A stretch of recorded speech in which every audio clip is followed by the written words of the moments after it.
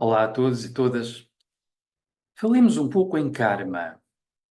Karma, para a tradição iógica, significa basicamente a ação, algo que está presente e está em movimento.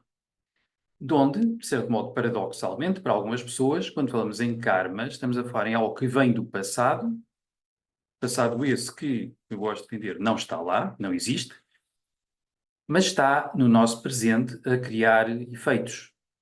Ora bem, em primeiro lugar, eu gosto de realçar que tempo não existe. Tempo é um conceito que usamos que nos facilita a organização da mente, facilita-nos perceber o que está em causa, o que está em movimento, o que podemos fazer a seguir, mas o tempo em si não existe, do mesmo modo que há na filosofia entes de razão que nos ajudam a raciocinar, mas também não têm existência dita ontológica.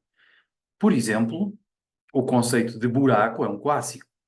Os buracos não existem. Falamos deles como se existissem, mas não existem. O que existem são as bordas ou os limites do que chamamos um buraco. Do mesmo modo, o tempo não existe. Existe o presente. O que chamamos tempo, o que chamamos passado e futuro, são ideias que nos ajudam a organizar as sequências de acontecimentos, a fazer previsões, projetos, etc. Mas, muitas vezes confunde-se espaço com tempo, e nós não podemos caminhar pelo tempo como caminhamos pelo espaço. Até apresentamos gráficos temporais como se isso fosse assim, mas não é. O que existe é o presente, e o presente está em movimento. Ora bem, para algumas tradições, coisas com que eu concordo, aliás, de acordo com a minha experiência, quando eu cometi uma série de atos, digamos, menos louváveis no passado, eu não vou ser punido por eles, mas eles comportam consequências e essas consequências permanecem ligadas a mim. E então fala-se por vezes em karma negativo ou positivo, consoante as consequências de movimentos desencadeados no meu passado possam afetar-me de maneira dita positiva ou dita negativa. Ora, como é que podemos pensar nisto? Imaginemos que há 500 anos atrás, noutra vida anterior, podia ter sido nesta, mas vamos imaginar que há 500 anos, noutra vida, eu estive em determinados locais aos quais fiquei muito apegado. Gostava muito deles, queria conservá-los, investi esforço, tempo, dinheiro nesses lugares. Vamos imaginar que eu contactei muitas pessoas ao longo de toda uma vida e fiquei com aversões a algumas das pessoas, com desejos de vingança até, fiquei com ciúmes de outras, fiquei grato a outras, fiquei com bastante afeto por outras ainda. Vamos imaginar que eu toquei e contactei uma série de objetos e também tive aversões por uns, apegos por outros. E, entretanto, morri. A ideia é que os objetos, os lugares, os seres conservam vestígios, traços de memória do que acontece. E do que acontece entre, chamemos, no relacionamento entre esses seres e os lugares e os objetos.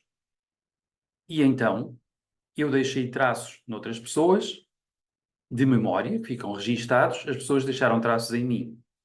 Há, digamos, fios vibratórios, fios de afinidade, que se conservam, de modo que, hoje em dia, no meu mundo mais ou menos inconsciente, há muita coisa que ainda está viva e em movimento, ligando-me a pessoas, a lugares, a acontecimentos, a objetos, ligando-me a padrões de pensamento e de sentimento que não morreram quando o meu eu passado morreu, ainda cá estão de algum modo a afetar-me.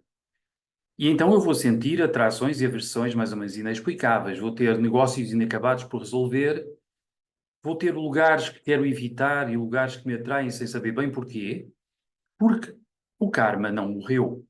Esses movimentos do passado estão vivos, de algum modo, dentro de mim. Não vou aqui gastar muito tempo a tentar considerar como podem ser os mecanismos subtis disto.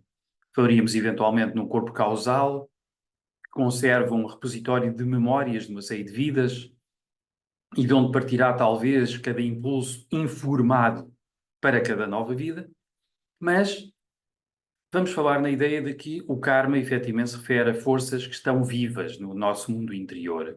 E estão vivas entre os humanos, e estão vivas entre os humanos e os animais, os humanos e os lugares, os humanos e a natureza.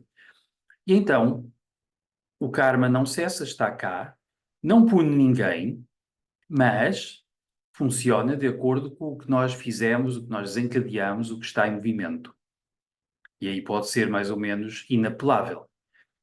Agora, uma coisa que gosto de realçar é que, no entanto, quando queremos libertar-nos do karma, de preferência de maneira definitiva, queremos libertar-nos da roda da vida.